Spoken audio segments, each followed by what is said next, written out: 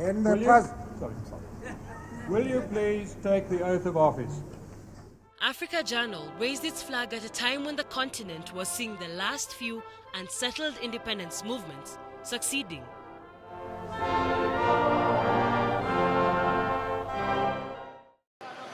The world needed to see the positive developments sweeping the continent, and this program obliged.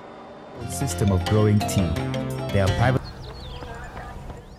In 1995, when the rest of the international press was consumed with reporting the continent's political environment, we were with champions, smashing records, putting the world on notice that African athletes had arrived.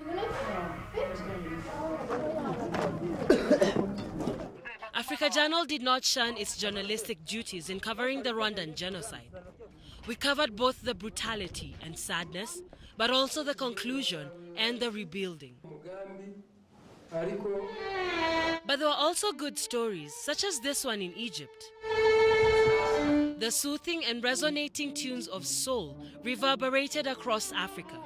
In 1997, when the continent was struggling with El Nino rains, we flew to the land of pharaohs to meet the world's only female blind orchestra.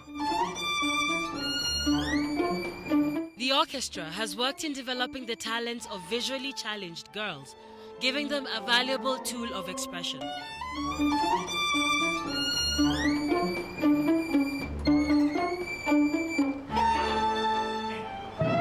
What amazes their audience is how they play rhythmically to their conductor's movements without seeing him. In the months leading to the millennium, we were focused on capturing one of the rare moments in the history of the world.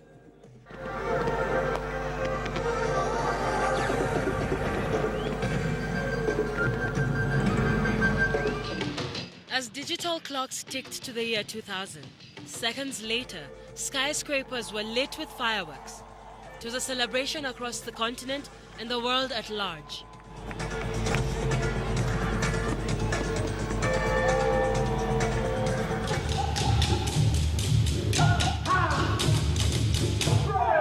Our crew made the journey to one of the world's most famous prisons, the Robben Island prison. Waiting for our cameras was Nelson Mandela, about to usher in a new era for his nation.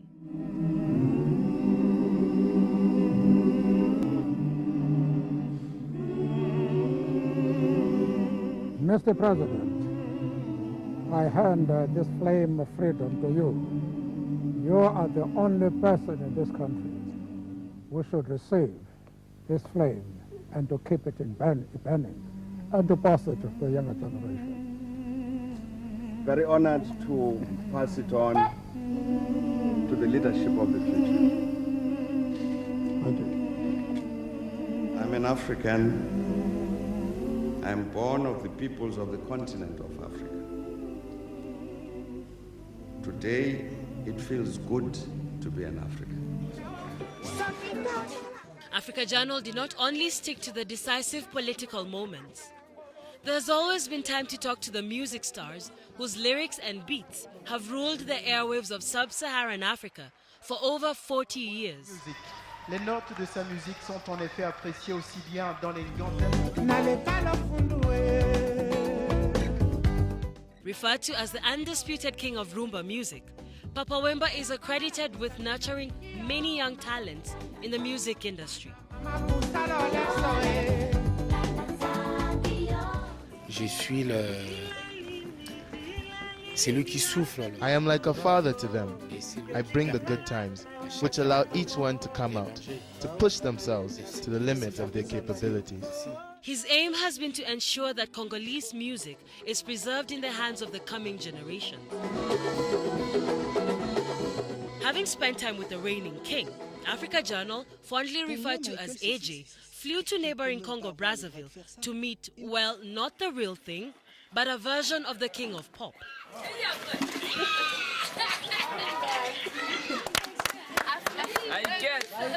At a time when the king of pop, the late Michael Jackson, was a household name, reigning his prowess through the 20th to the 21st century, we met the Michael of Congo.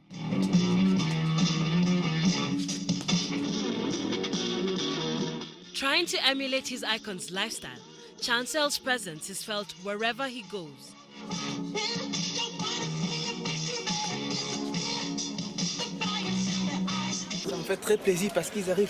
You know, I'm the only representative of Michael Jackson here in Brazzaville, and I'm really happy about that.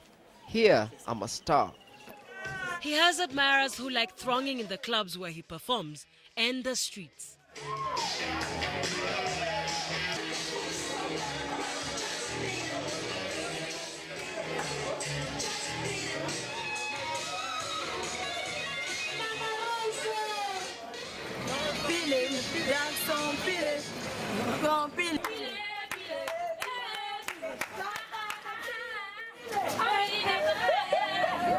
From entertainment to matters of health.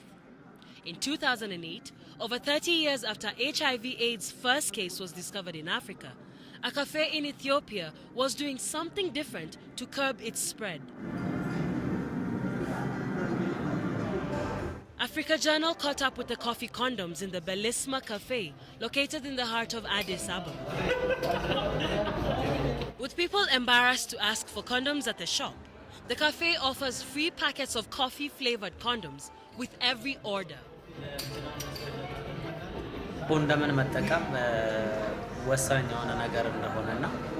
Using condoms is very important.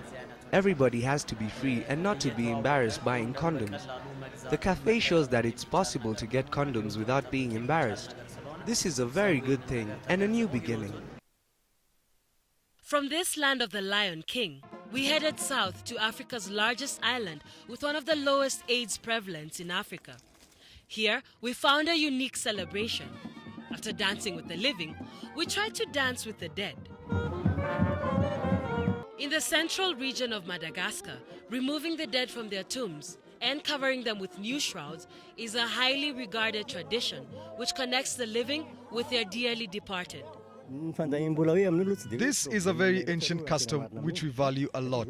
It's a way of honoring our ancestors while having a family and village party. You can do this every 5, 7, 9 or 11 years. Holding the body high and dancing with it is believed to make the spirits happy. After dancing with bones, a great feast sums up this rare occasion. We have interviewed dignitaries, opinion makers, and role models over the years. Standing out is one of the world's most celebrated women, Oprah Winfrey. A real triumph. I mean, the philanthropist has a school in South Africa to educate girls. When you save a girl, I've seen it over and over and over again. I've done it, I've seen it, I've experienced it, I've read about it, I've interviewed people who have been changed by the changing of a girl's life. The Leadership Academy provides a nurturing educational environment for academically gifted girls who come from disadvantaged backgrounds. And the schooling is free. 180 degrees Frankie.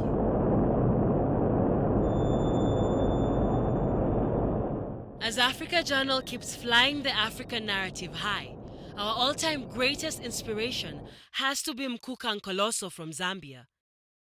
We fight from Lusaka.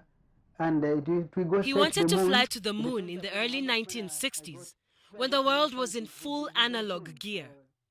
The Afronaut wanted to make it, but his dreams were never to come true.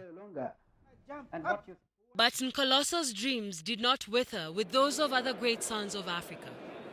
When the African Union held its Jubilee celebrations, we were there to make you a part of it. 2 decades down the line, you can continue to trust Africa Journal to bring you a fresh perspective on our beloved continent.